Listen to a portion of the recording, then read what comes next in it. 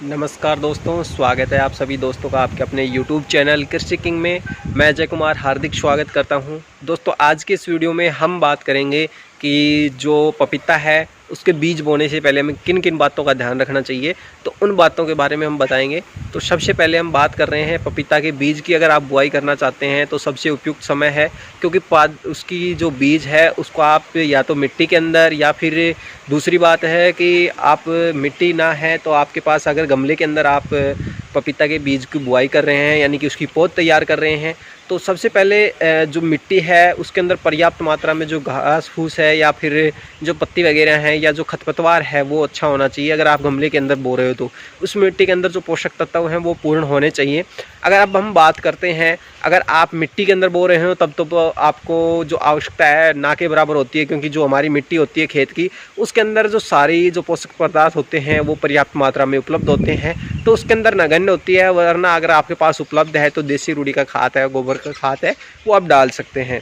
तो दोस्तों, उससे पहले अब आगे बढ़ने से पहले छोटी सी रिक्वेस्ट है, अगर आप हमारे चैनल पे नए व्यूवर्स हैं, चैनल को सब्सक्राइब नहीं किया है तो चैनल को सब्सक्राइब कर लें और साथ में बेल आइकन पे क्लिक करके ऑल नोटिफिकेशन को जरूर ऑन कर लें। तो दोस्तों, आज सबसे पहले अगर हम बात कर रहे हैं, अगर पपीता के बीज को हम मिट्टी में बो रहे हैं तो मिट्टी के अंदर, क्यारी के अंदर हम तैयार कर रहे हैं, तो ऐसा स्थान उपयुक्त जगह का चयन करें जहाँ ना तो तेज़ धूप आती हो और ना अधिक छाया रहती हो, यानी कि कभी आधे दिन धूप भी रहती है और आधे दिन छाया रहती हो, ऐसी जगह का चयन करना है।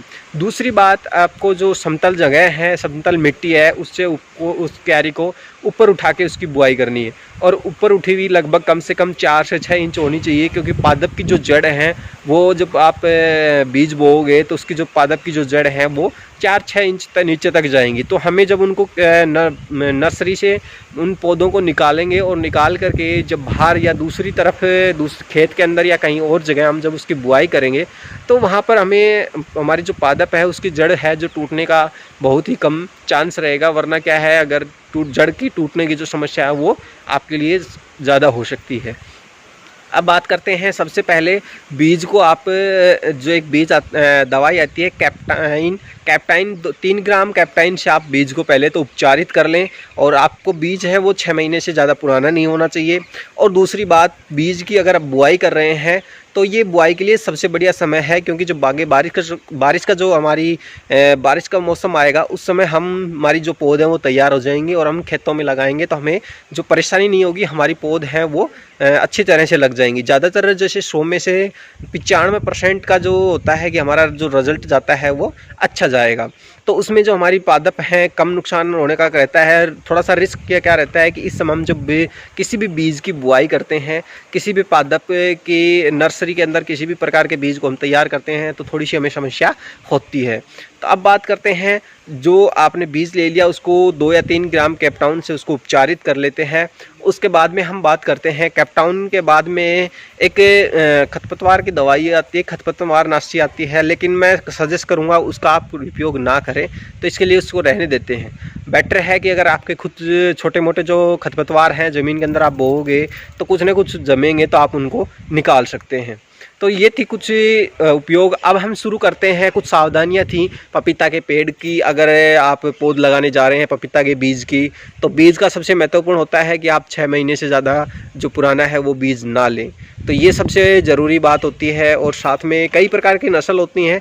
अगर हम बात करें पपीता के पेड़ से कि कितना उत्पादन हो सकता है, तो एक पपीता के पेड़ से लगभग एक सीज़न के अंदर 40 से 45 किलो जो पपीता है उसका उत्पादन हो सकता है।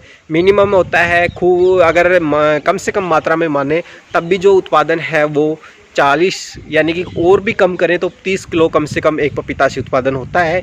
और पपीता से जो फल लगने की जो शुरुआत होती है लगभग 6 महीने बाद ही हो जाती है। अगर उसको पर्याप्त मात्रा में पोषण मिलता है तो लगभग 7वें महीने उसके फल लगने की शुरुआत हो जाती है।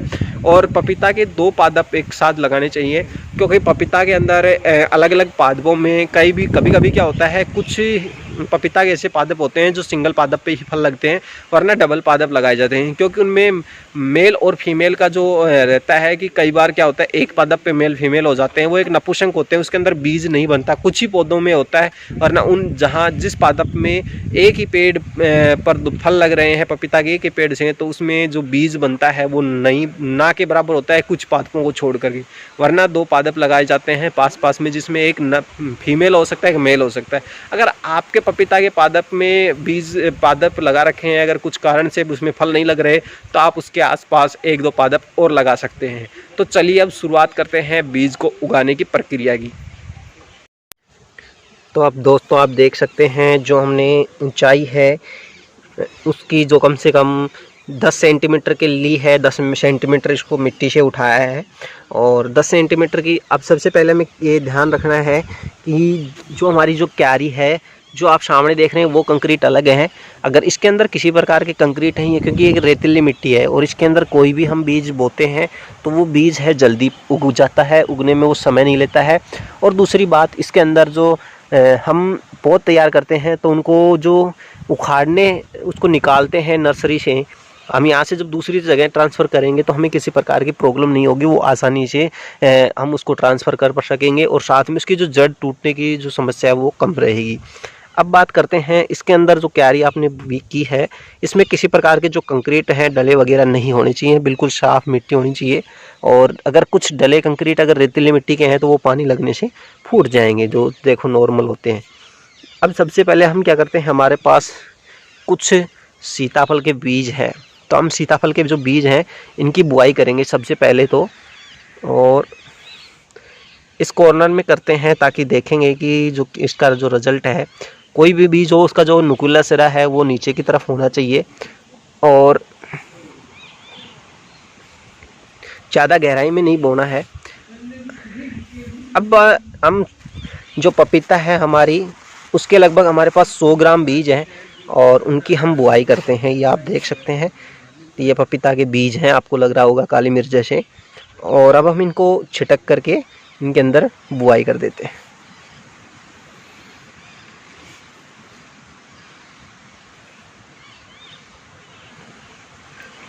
मैं इसकी गहरी बुआई करूँगा।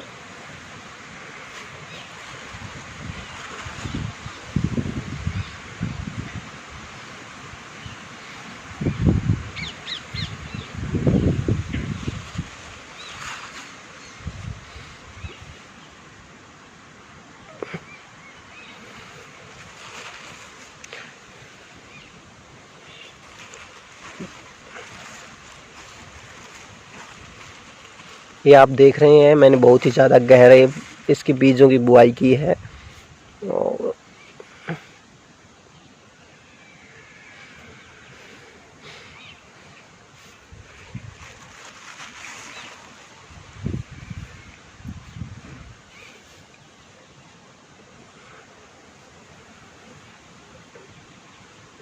जहाँ मुझे कुछ छीदापन दिख रहा है मैं वहीं बीज डाल देता हूँ। ये भी कुछ इधर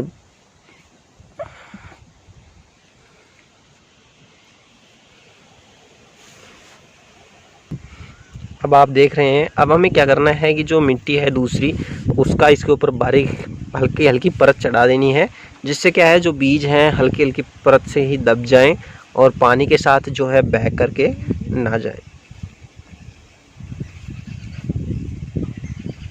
तो इस प्रकार से जो पूरे उसमें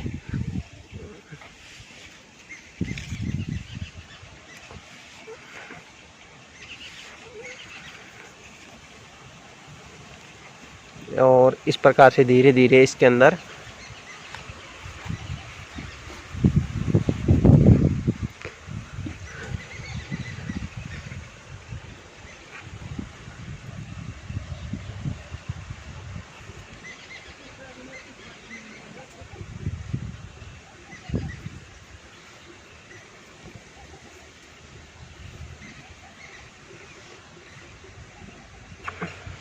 आप देख रहे हैं, आपको कहीं भी बीज कोई बीज नहीं दिखाई दे रहा है। और अब हम इसके अंदर जो है पानी डाल देते हैं नलकी के द्वारा या फव्वारे के द्वारा, जिससे जो बीज हैं वो हमारे बहकर या छिटक पानी के साथ एक जगह एकत्रित ना हो। तो दोस्तों अब हम इसमें धीरे धीरे पानी डालते हैं एक किनारे से, और इस प्रकार से ये, जिससे क्या है कि देख रहे होंगे आप, एक कोई भी बीज मिट्टी से निकल के बाहर नहीं जाएगा। अगर कोई जाएगा तो उस पर हम दोबारा से मिट्टी डाल देंगे। तो इस प्रकार से हमारी जो देसी तकनीक है, इस प्रकार से हम किसी भी बीज की नर्सरी तैयार कर सकते हैं। तो इस प्रकार से धीरे धीरे इसमें पानी डलेगा। तो दोस्तों ये वीडियो पसंद आया तो वीडियो को लाइक ज़रूर कीजिएगा, और चैनल पे अगर न्यू व्यूवर्स हैं तो चैनल को सब्सक्राइब नहीं किया है तो चैनल को सब्सक्राइब ज़रूर कर लें। और साथ में वीडियो पसंद आए तो वीडियो को एक लाइक तो बनता है, और साथ में जो बेल आइकन है उस पर क्लिक करके ऑल नोटिफिकेशन को ज़रूर ऑन कर लें।